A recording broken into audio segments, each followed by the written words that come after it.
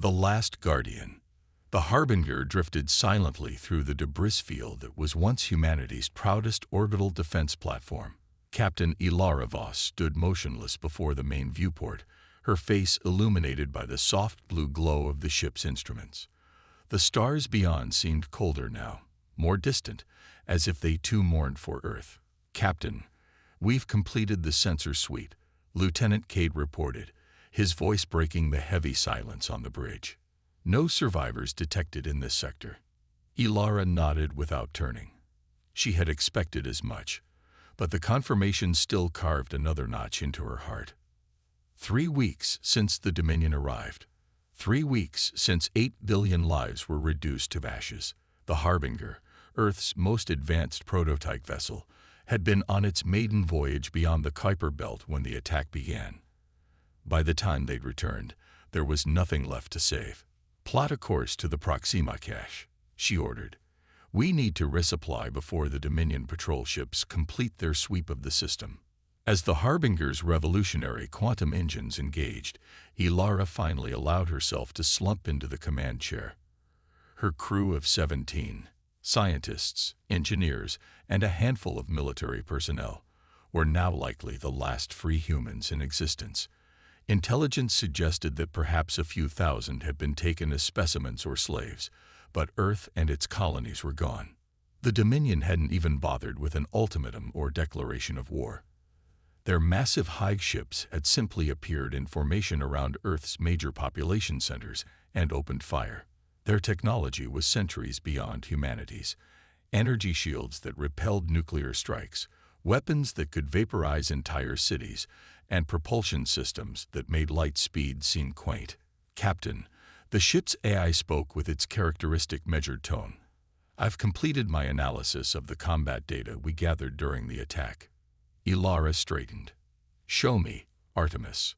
The holographic display flickered to life in the center of the bridge, showing the massive Dominion warships, each nearly the size of Manhattan, as they systematically destroyed Earth's defenses.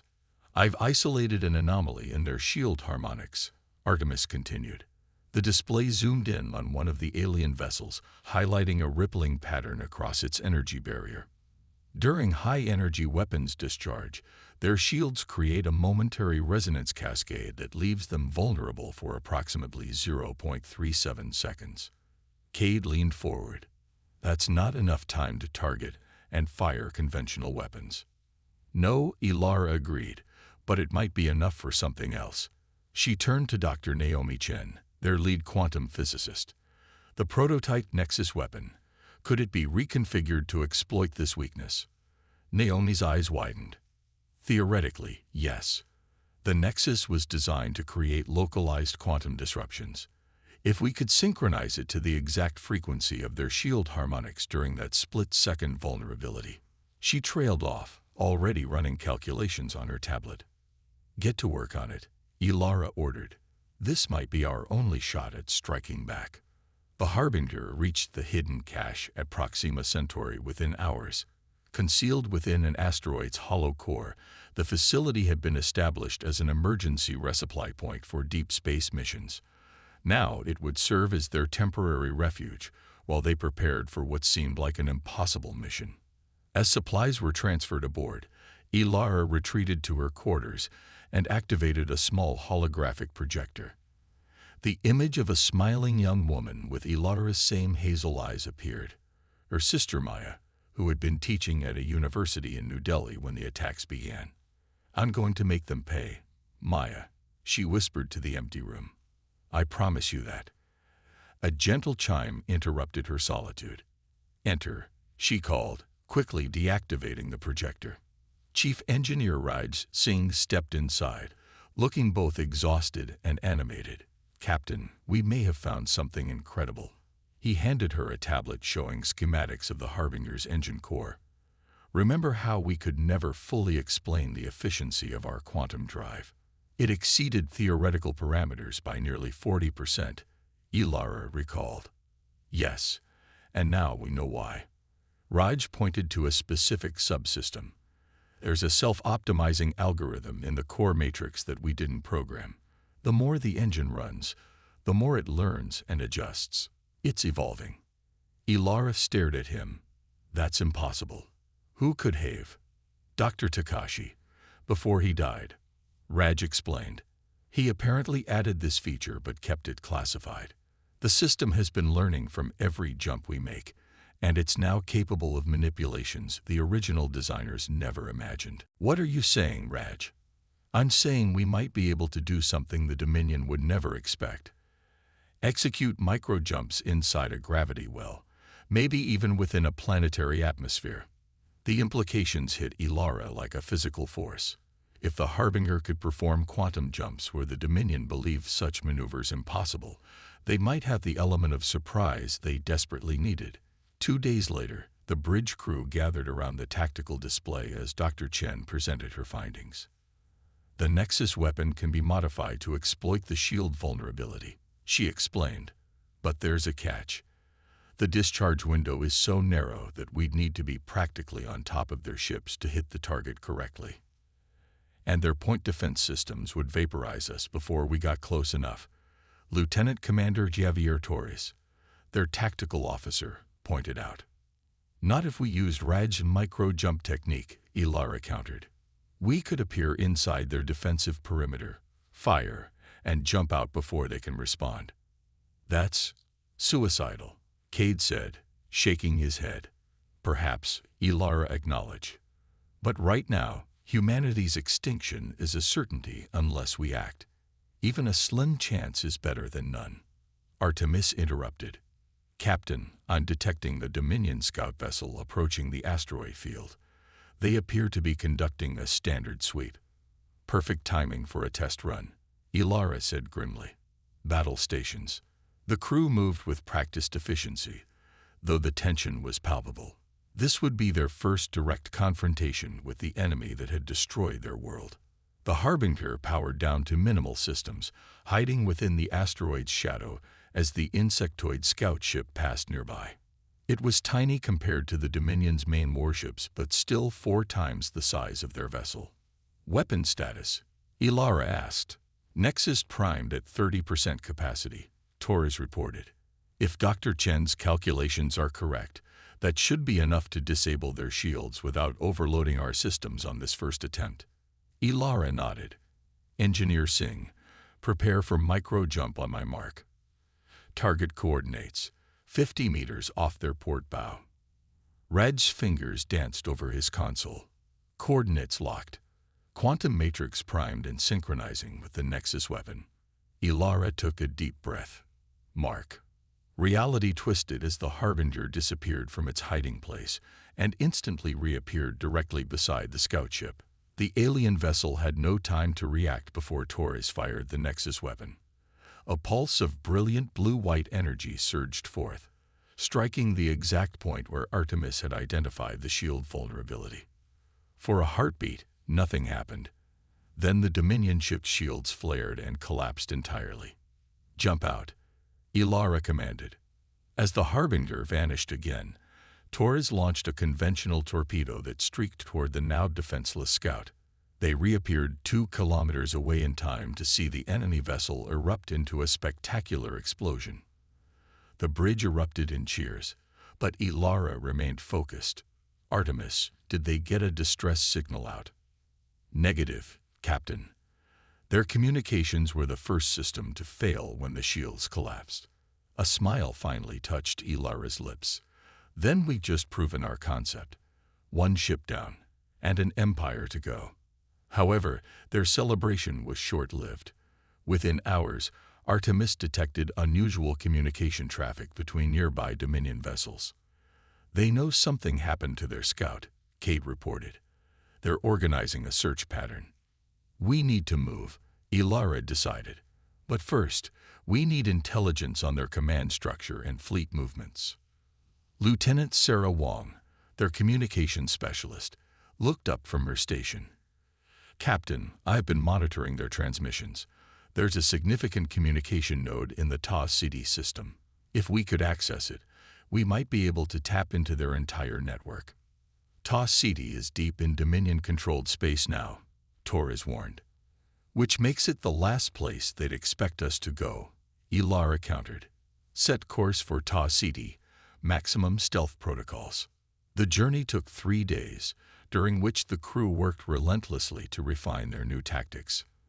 Naomi and Raj collaborated to increase the Nexus weapons' efficiency, while Torres ran endless combat simulations to perfect their attack vectors.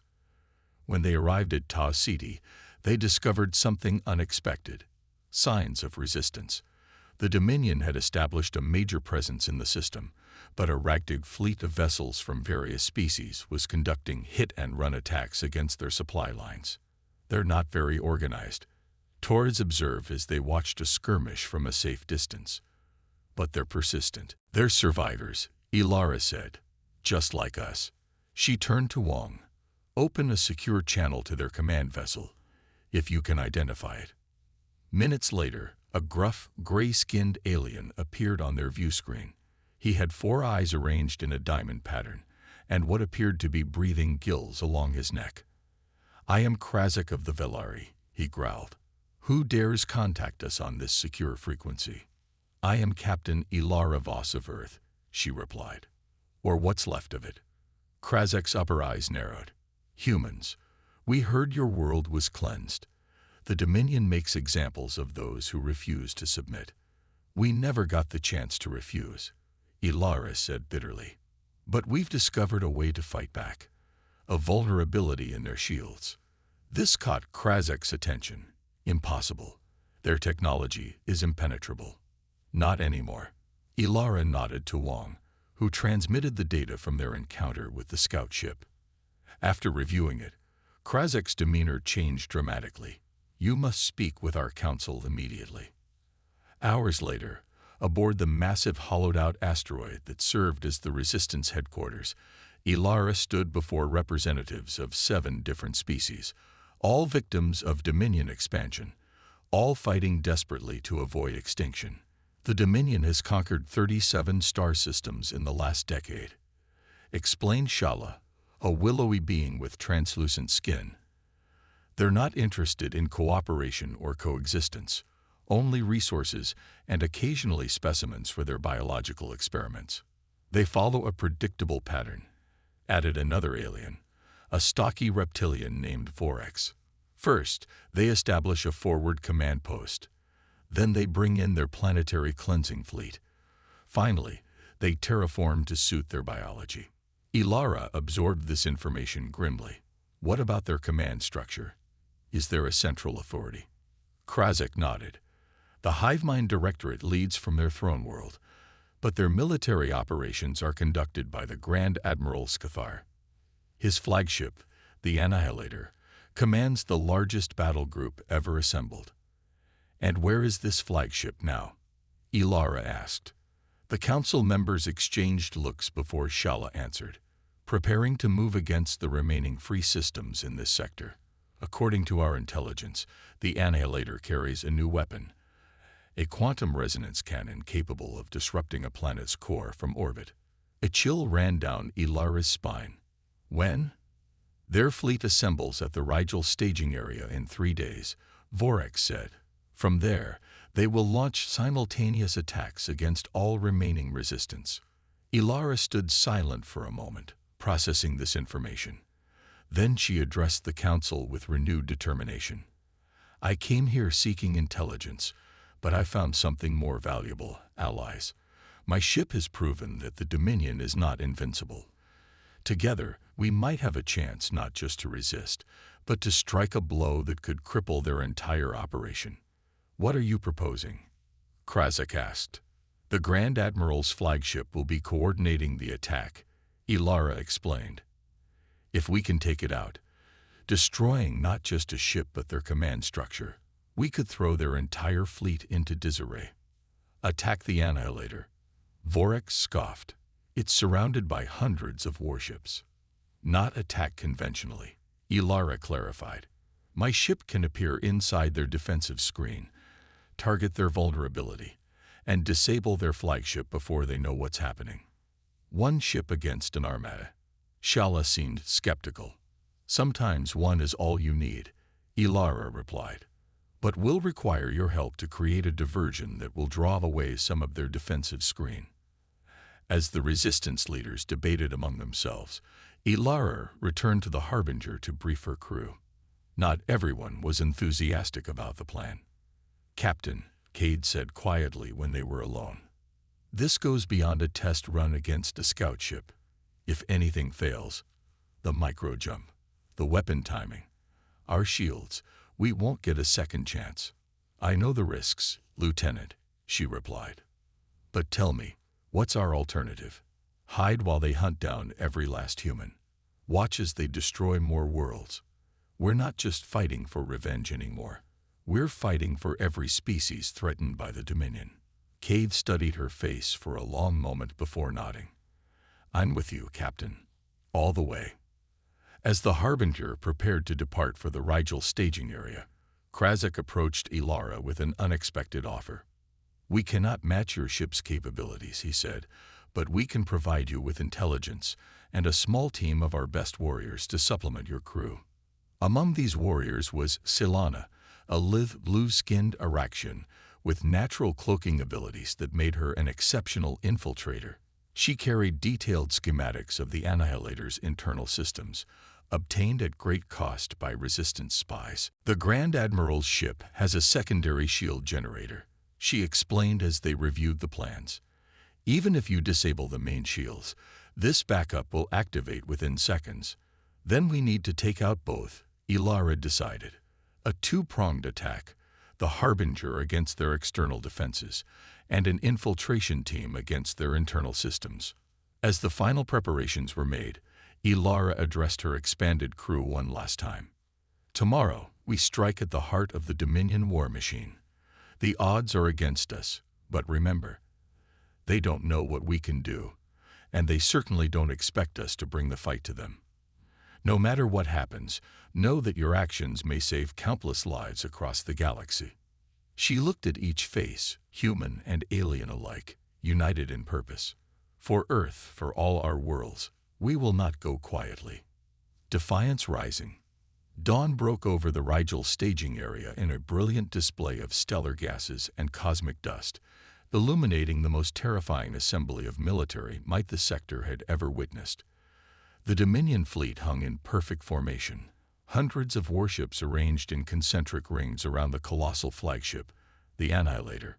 Nearly 5 kilometers long, its obsidian hull absorbed light rather than reflecting it, giving the vessel the appearance of a moving void against the stars.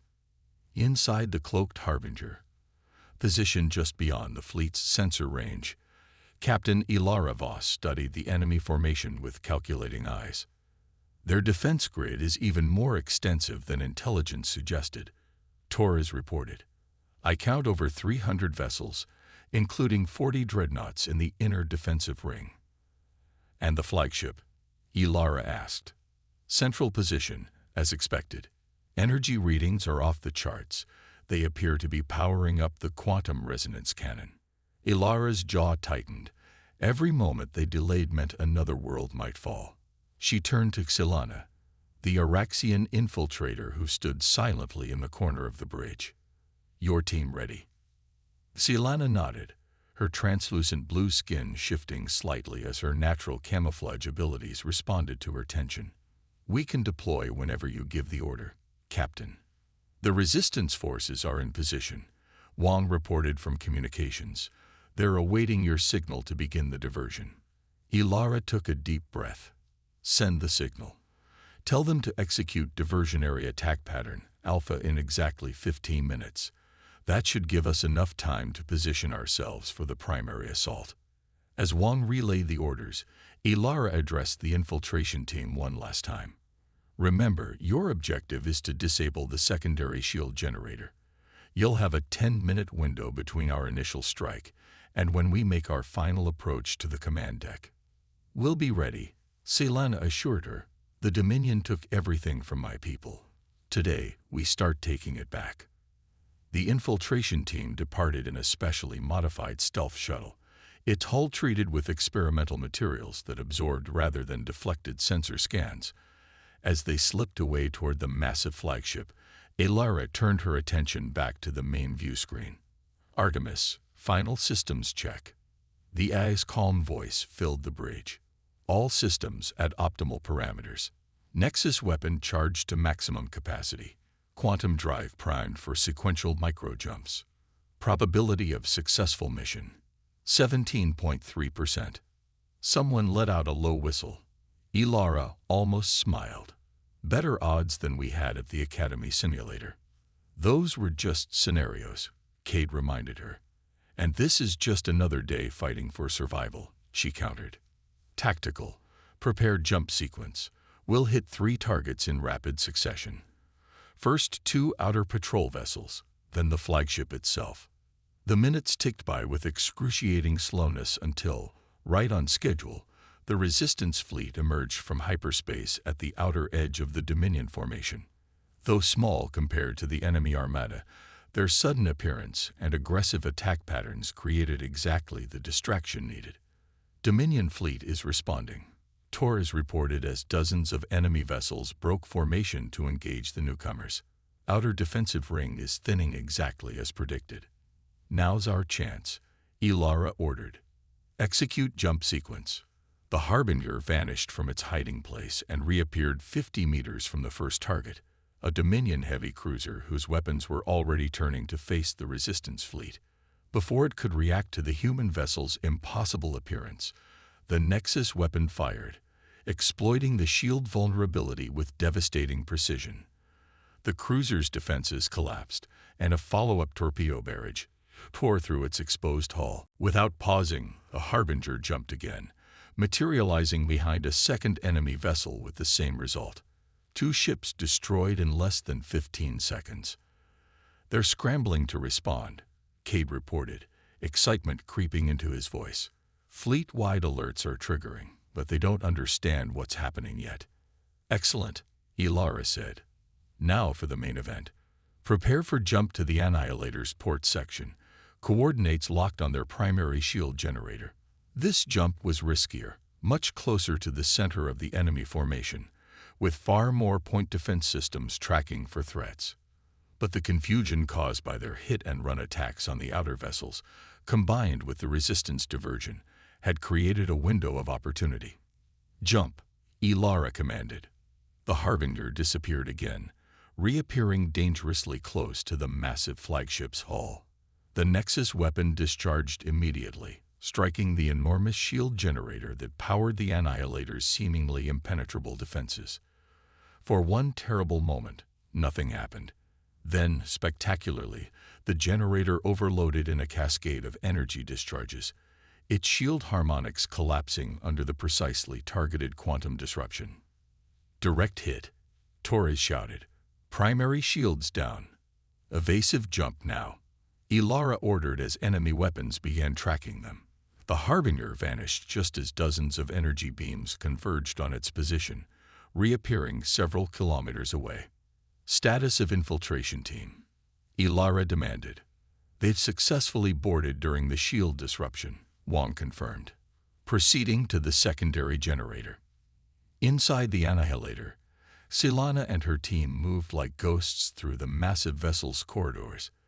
The internal security was in chaos, with alarm klaxons blaring and crews rushing to battle stations.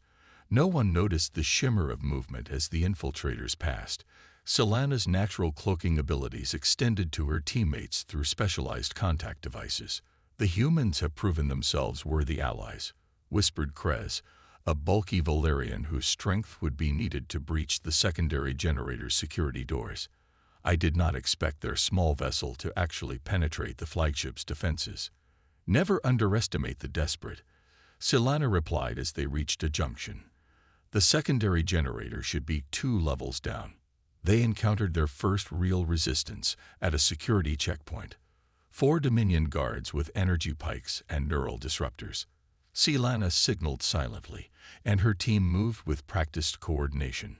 Before the guards could react to the strange shimmer in the air, all 4 were incapacitated, their bodies hidden in a nearby maintenance alcove. 9 minutes remaining, reported Nishk, their demolitions expert. The human captain was specific about our time frame. Meanwhile, Aboard the Harbinger, Ilara was orchestrating a complex dance of quantum jumps and precision strikes against the now vulnerable sections of the Dominion flagship. Each jump targeted a different weapons array or propulsion system, systematically crippling the massive vessel while avoiding its still considerable point defense capabilities. "The Resistance fleet is taking heavy losses," Wong reported grimly. "They can't maintain the diversion much longer." "They just need to hold a little longer," Ilara assured her crew. "Once we disable the Annihilator's main reactor, the balance of this battle changes completely." The ship rocked violently as a glancing hit from an enemy destroyer caught them between jumps. Warning lights flashed across several consoles. "Port shield generator damage," Raj reported. "One more direct hit and we'll lose containment." "Reroute power from non-essential systems," Ilara ordered, "and prepare for jump directly to their command deck coordinates." "Captain," Cade protested, "we can't jump that close without the infiltration team disabling the secondary shields first. The precision required would be beyond normal parameters, yes," Ilara finished for him, "but not beyond what our evolving quantum drive can handle. Artemis, calculate the exact coordinates needed to position us directly above the command deck, but outside their secondary shield perimeter." "Calculating," the AI responded. "Captain, this maneuver has a 31.7% chance of critical drive failure." "Noted. Execute when ready." Inside the Annihilator, Solana's team finally reached the massive chamber housing the secondary shield generator. Two technicians were frantically working at control panels, likely responding to the crisis caused by the loss of the primary shields.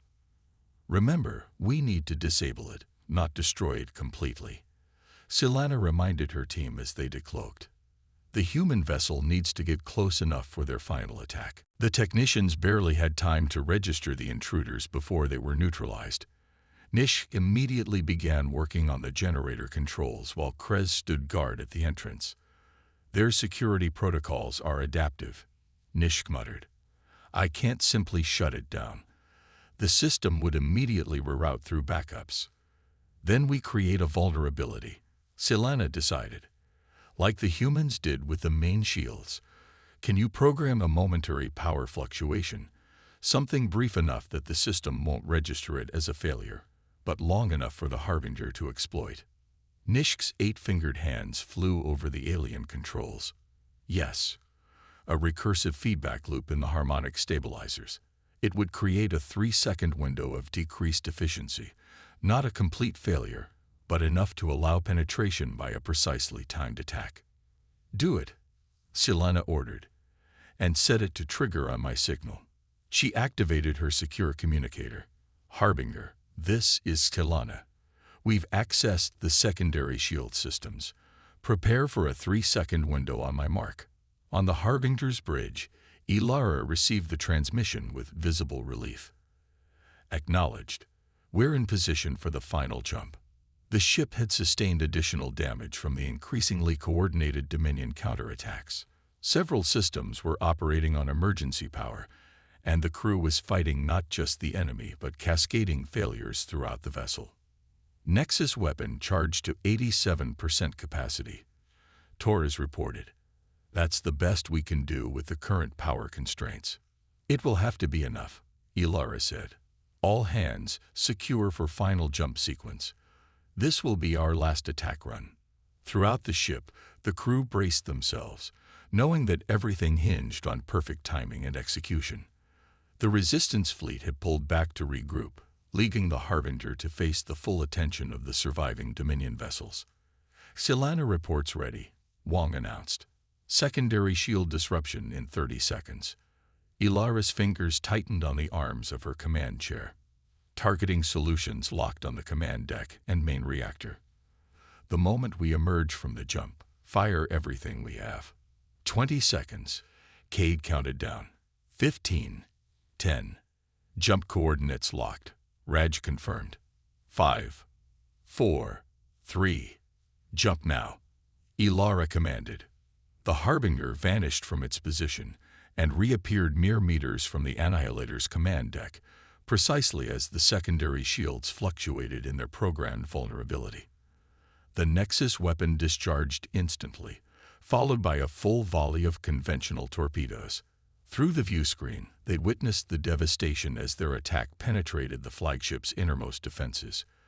The command deck erupted in explosions, followed by secondary detonations cascading through the vessel's forward sections. Direct hits confirmed.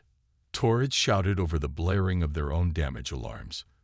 Command deck destroyed, main reactor destabilizing. "Get us out of here," Ilara ordered. "Maximum distance jump, now." The quantum engines whined in protest as they engaged one final time, carrying the battered Harbinger away from the dying flagship just as its reactor went critical.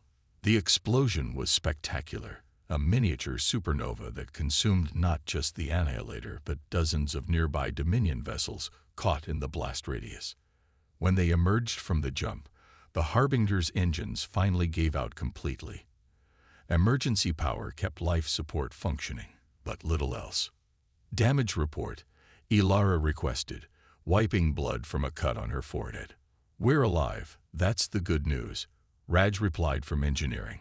"The bad news is we're not going anywhere anytime soon. Quantum drive is completely burned out." "What about the infiltration team?" Ilara asked Wong.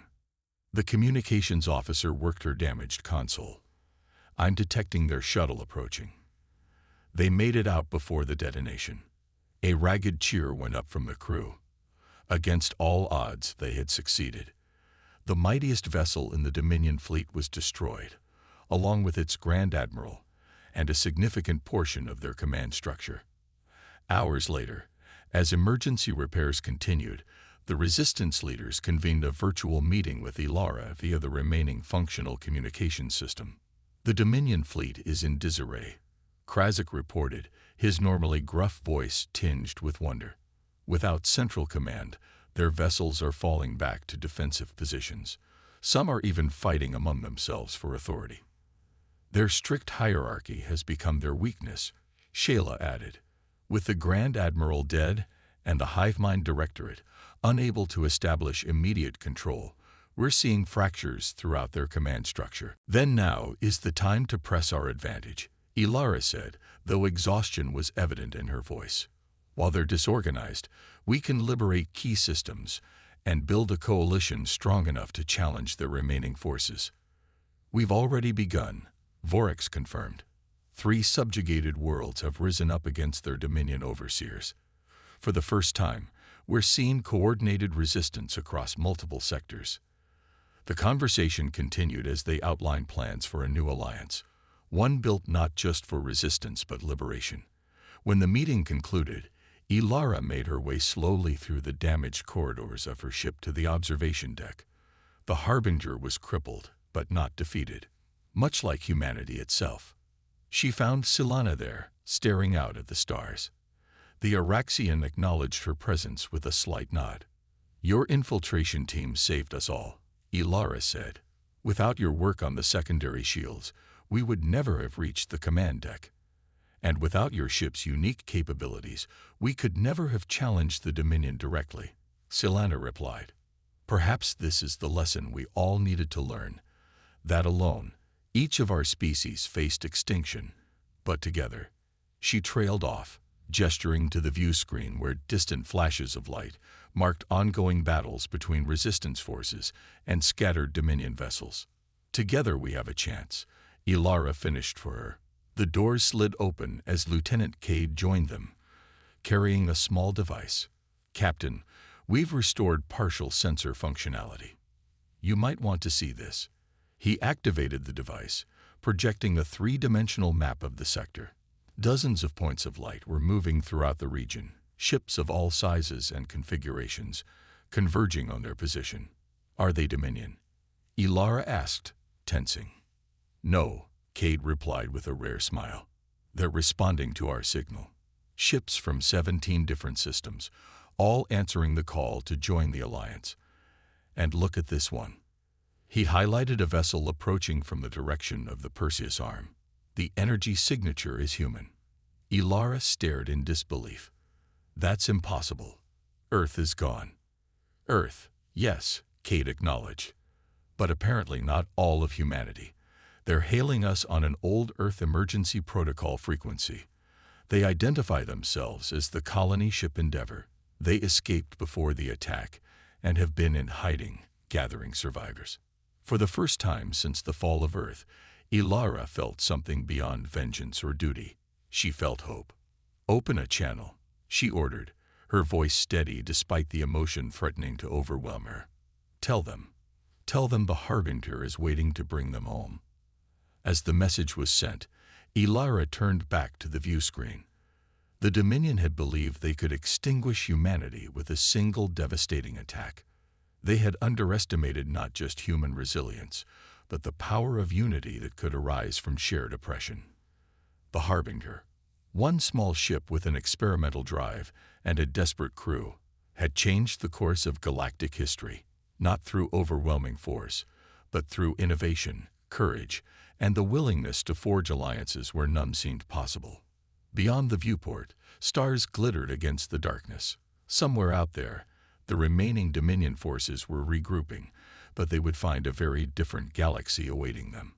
One where their former victims stood united, where technology they thought impossible had shattered their invincibility, and where humanity, far from being extinguished, had become the catalyst for a revolution.